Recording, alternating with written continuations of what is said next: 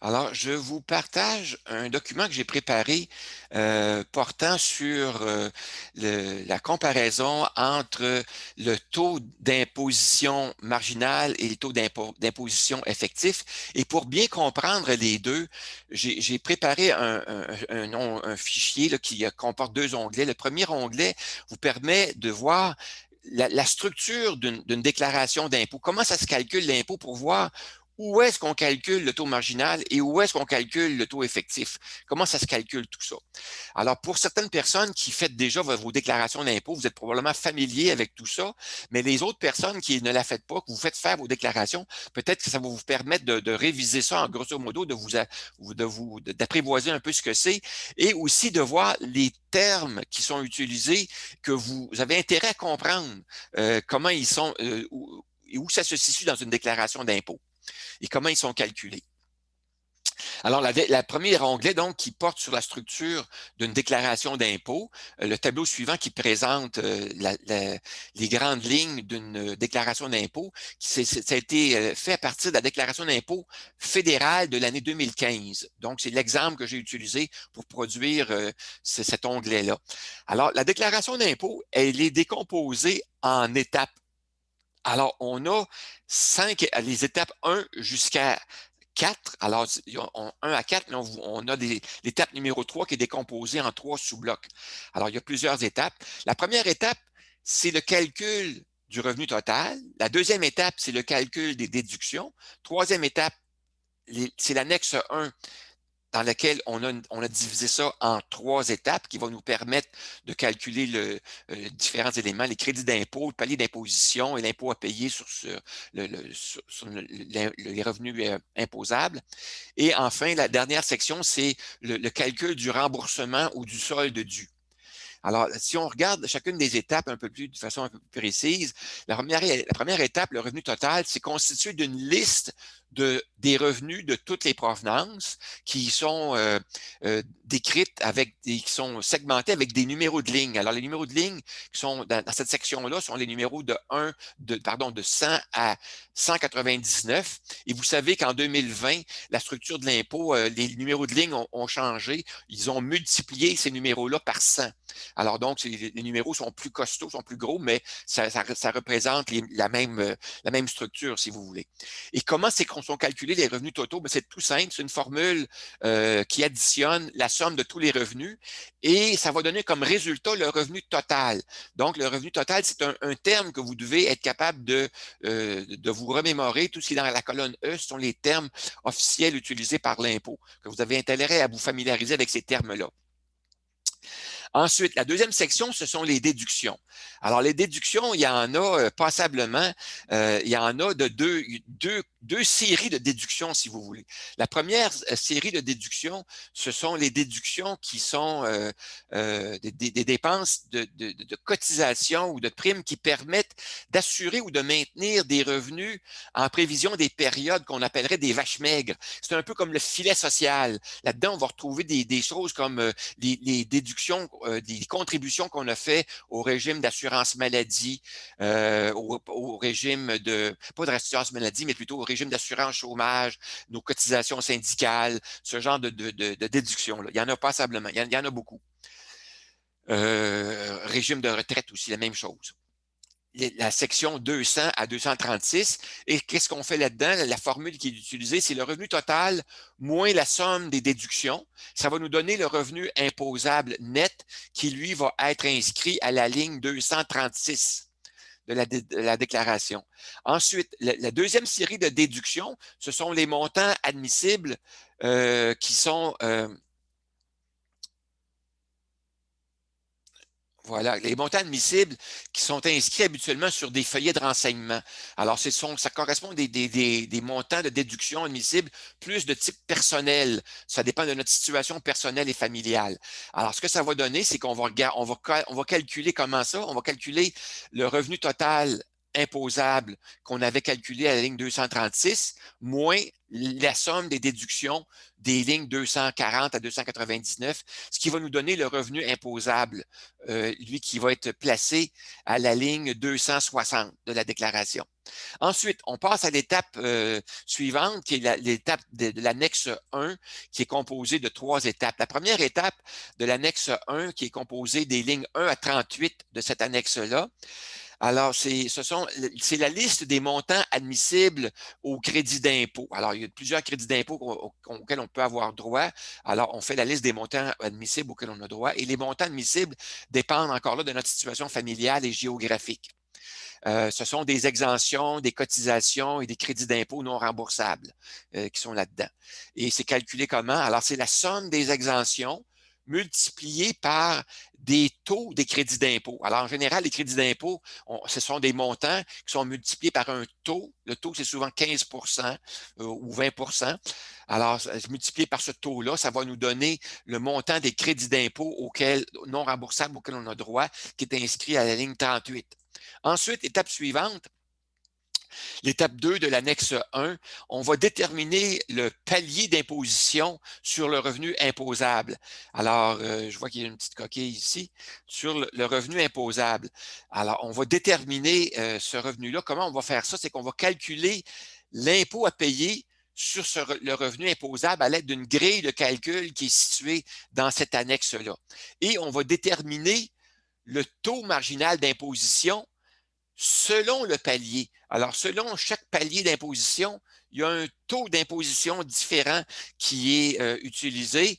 Et ce taux d'imposition-là, il est croissant. Au fur et à mesure que nos revenus augmentent, le taux d'imposition augmente parce que on juge que c'est plus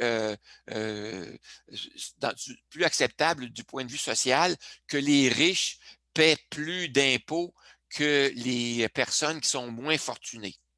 Alors, c'est un petit peu la raison pour laquelle les taux d'imposition sont croissants d'une fourchette de revenus à l'autre.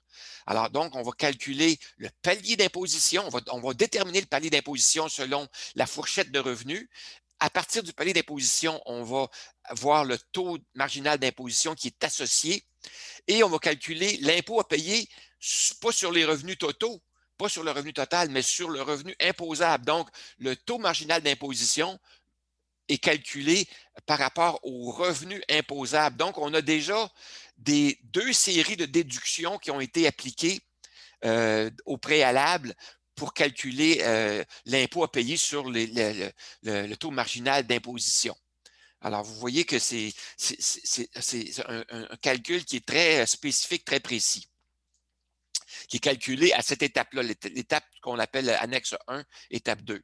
Ensuite, l'annexe 1, étape 3, on va continuer à avoir une autre liste de crédits d'impôt et de contributions admissibles et on va calculer l'impôt net à payer. La formule qui est utilisée, c'est qu'on prend la somme des montants admissibles pour les crédits d'impôt et les contributions admissibles multiplié par 15 un taux, en général, c'est 15 et on va le calculer de la façon suivante. On va prendre le revenu imposable qui a été calculé à la ligne 260, moins la somme des crédits d'impôt, ce qui va nous donner les crédits, l'impôt à payer net.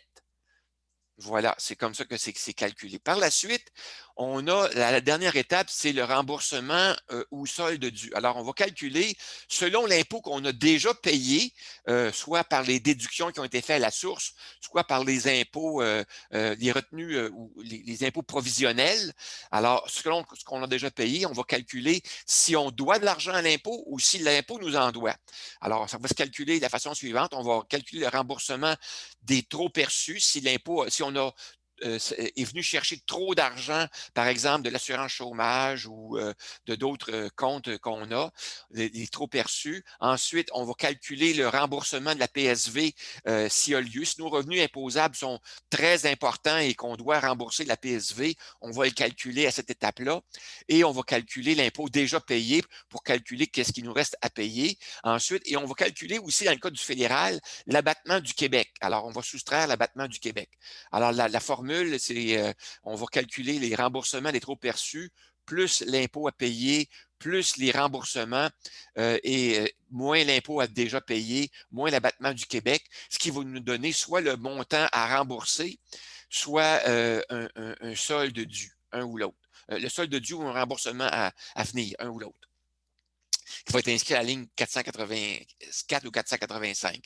Ensuite, ça va nous permettre de voir le revenu net après impôt. Alors, une fois qu'on a calculé le revenu, le montant d'impôt à payer, on va être capable de calculer le revenu net après impôt avec la formule suivante. C'est le revenu total moins l'impôt à payer est égal au revenu net après impôt. Alors, ce revenu net-là, il n'est pas inscrit dans la déclaration d'impôt. On doit le calculer soi-même, le revenu net après impôt. Ensuite, je vous disais que ça pourrait nous aider à voir comment calculer le taux marginal et où ça se situe. J'ai préparé une petite description ou définition là, du taux marginal d'imposition et du taux d'imposition effectif. Alors, le taux marginal d'imposition, c'est le taux d'imposition marginal, c'est le pourcentage d'impôt à payer établi par le gouvernement pour un palier d'imposition de revenus imposables déterminé à la ligne 260. Il est calculé à l'étape 3.2. Alors, c'est donc ça qu'on a vu. C'est un pourcentage d'impôt à payer sur les revenus imposables et non pas sur le revenu total en fonction du palier d'imposition qui, lui, dépend de notre revenu, de l'ensemble de nos revenus. Ensuite, le taux d'imposition effectif ou taux moyen, c'est le taux d'imposition effectif ou moyen, c'est le pourcentage d'impôt réellement payé sur le revenu total. Alors, il n'apparaît pas dans la déclaration d'impôt, il est calculé à la fin de l'étape 4. Donc, le pourcentage d'impôt, c'est tout simplement le montant d'impôt payé total réellement payé divisé par le revenu total nous donne le taux d'imposition effectif ou le taux d'imposition moyen. Maintenant, j'ai trouvé aussi pour l'explication du taux d'imposition marginal et le taux d'imposition moyen, un exemple que j'ai trouvé là, sur Internet qui provient d'un blog, le wiki, qui est utilisé là, par l'UQTR lorsqu'il donne la formation sur les finances personnelles et la fiscalité, le cours que j'ai suivi. Il y a un blog qui est associé à ça. Alors, j'ai trouvé une question, une réponse du professeur Marcel Bachan ou Marc Bachan, qui a écrit cette réponse-là portant sur la différence entre le taux d'imposition marginal et le taux d'imposition effectif. Alors, voici l'exemple qu'il donne. Il dit, et ça va vous intéresser pour savoir dans Marathon, là, on utilise-tu un ou est-ce qu'on utilise l'autre dans Marathon et comment on l'utilise en réalité ces deux taux-là. Alors, voici ce qu'il dit. Il dit, si l'on souhaite déterminer le montant d'impôt global à payer sur un revenu global, c'est le taux moyen qu'il faut utiliser. Exemple, si je gagne 100 000 je devrais payer autour de 31 000 d'impôt, ce qui veut dire que le taux moyen d'impôt sur mon revenu est de 31 %. Par contre, si je me demande combien d'argent supplémentaire j'aurai dans mes poches après impôt, si je retire un montant supplémentaire de 5 000 provenant de mon REER, alors, dans cette situation-là, je dois utiliser le taux marginal d'impôt sur le 5 000 de revenus supplémentaires que j'ai payés. Alors, le taux marginal d'impôt, dans ce cas-là, est utilisé pour calculer un revenu supplémentaire que je n'avais pas prévu et que je vais avoir cette année-là. Donc, lorsque je vais décaisser une portion de mon REER, ce montant-là va s'ajouter à mes revenus imposables. Si je ne l'avais pas prévu, comment faire pour prévoir l'impôt à payer? Bien, on utilise en général le taux marginal d'imposition pour calculer combien d'impôts je devrais mettre de côté, combien d'argent je dois mettre de côté pour ma déclaration d'impôt que je vais faire l'année suivante. Vous avez la source qui a été utilisée pour cet exemple-là. Maintenant, dans Marathon, comment ça se passe dans Marathon, l'utilisation du taux effectif et du taux marginal d'impôt?